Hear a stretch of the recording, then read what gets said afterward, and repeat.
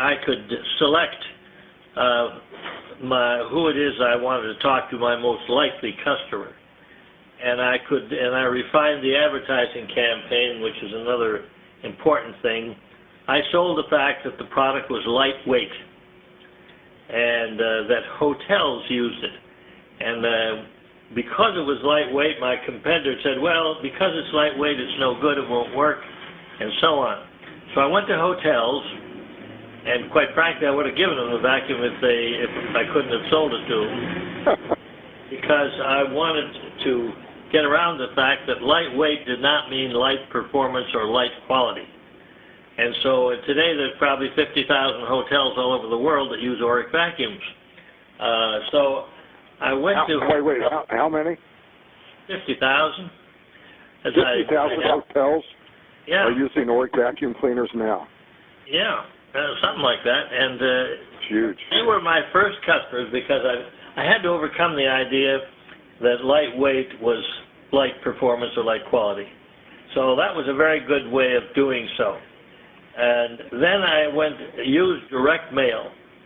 And that was, in fact, that's what got Sears Goat, is, of course, they were very big in the catalog business.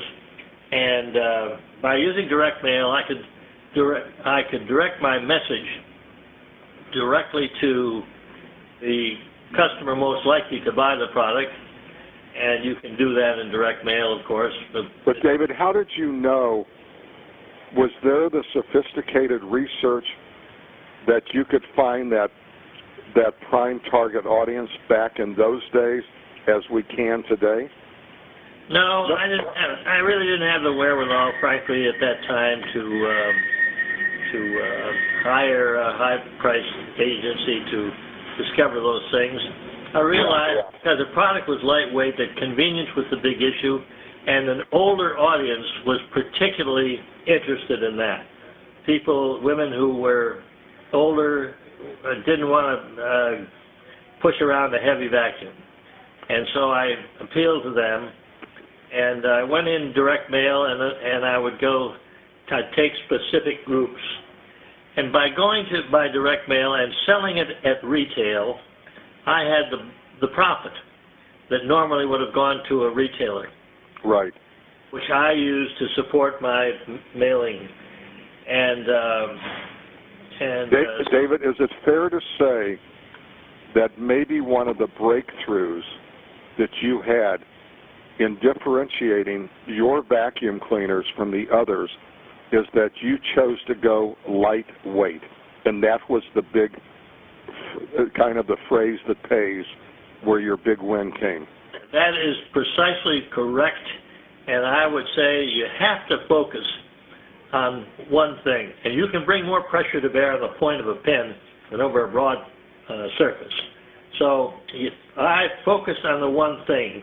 Now then, in the body copy, I say, it's powerful, it's this, that, and the next thing. Sure. But the main thing was it's light, it's convenient. It weighed only 8 pounds, a fraction of what the others weighed. And how did you know? Because all of us in American industry and American marketing today are trying to find that one differentiation that separates us from everyone else. How in the world, back in that time, did you come up with lightweight? What was your thinking? Because we're all struggling with that now to differentiate our brands and our products from everyone else's. Well, first of all, there's no substitute. I mean, I was working, and you can't do these things by remote control. That is to say, you got to listen to what people are saying. I frequently say that we have 2 ears and 1 mouth. Use them proportionately. Mm-hmm. And you listen to what the customer is saying. And the maids in the hotel, they loved my vacuum cleaner because the others weighed a ton, and mine weighed 8 pounds, and it was easy for them to swing around from room to room, and they loved it because it was light. And, of course, it held up, so the hotels were happy. And I was there. I saw that. And, of course, there are other advantages, too. One of the early successes I had that kind of got me into the direct mail was there was an outfit in Chicago called Ozite. And Ozite made, their original business was underlayment for carpet, but they made something called indoor-outdoor carpet. Mm-hmm. Very low profile. They glued to the floor. And but the problem with it was that regular vacuum cleaners didn't work at all on that darn thing because it was low profile and glued to the floor. You couldn't suck air through it. Yeah. So dirt stuck to it like Velcro. And they had but I knew my vacuum would do the trick, and it worked a little different. And I went to Chicago where their offices were. I'm invited, of course. And I went up to their office. There was a receptionist whose desk was sitting on a dirty Ozite carpet. And I said to her, "Can I see the president?" She said, "Do you have an appointment?" I said, "No." "Well, you can't see him." "Oh."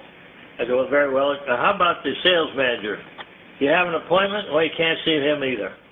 So finally I looked her in the eye. Probably a tear might have been falling from one of mine. I said, would you be willing to look at my vacuum cleaner? So she shrugged her shoulders. I guess she felt sorry for me. And she said, "Go ahead, plug it in." Mm-hmm. So for the receptionist, I plugged it in, and I had that carpet cleaned in a minute. I mean, wow.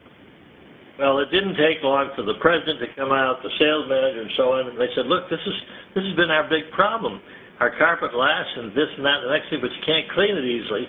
And your vacuum will do it. Would you send a mailing to all of our dealers all over America?" I said, "Would I?" And I did. And I had about an 80% success. It was incredible. That I promptly stopped trying to sell to retailers at that point and said, "Look, this is what I've got to do." So I then made mailings to all kinds of people, doctors and dentists and so on, and I had a special deal just for them, you know, and it was a huge success. And that's what got Sears aggravated, because they thought I was going to overtake them in the mail order business, which of course is absurd. Right. But anyway, they got me kicked out of Whirlpool, and so I felt pretty bad about that, frankly, but it forced me to do it myself. And so when did you? So right now we've discovered you positioned yourself as lightweight, convenient. You did a lot of direct mail. When did you come? I mean, you know, you can't walk down the street and everyone recognizes you. You're like a household name. You've been on television for 40 years. Right. When did you decide to say, I got to go on television, I've got to get this space and this vacuum and this bowling ball underneath it? And what triggered all that for you? I didn't really realize it, I guess, to find it at the time, but I do have thought about it, and I'll tell you this. There, in advertising, and most certainly today in our country, there's an enormous crisis of confidence.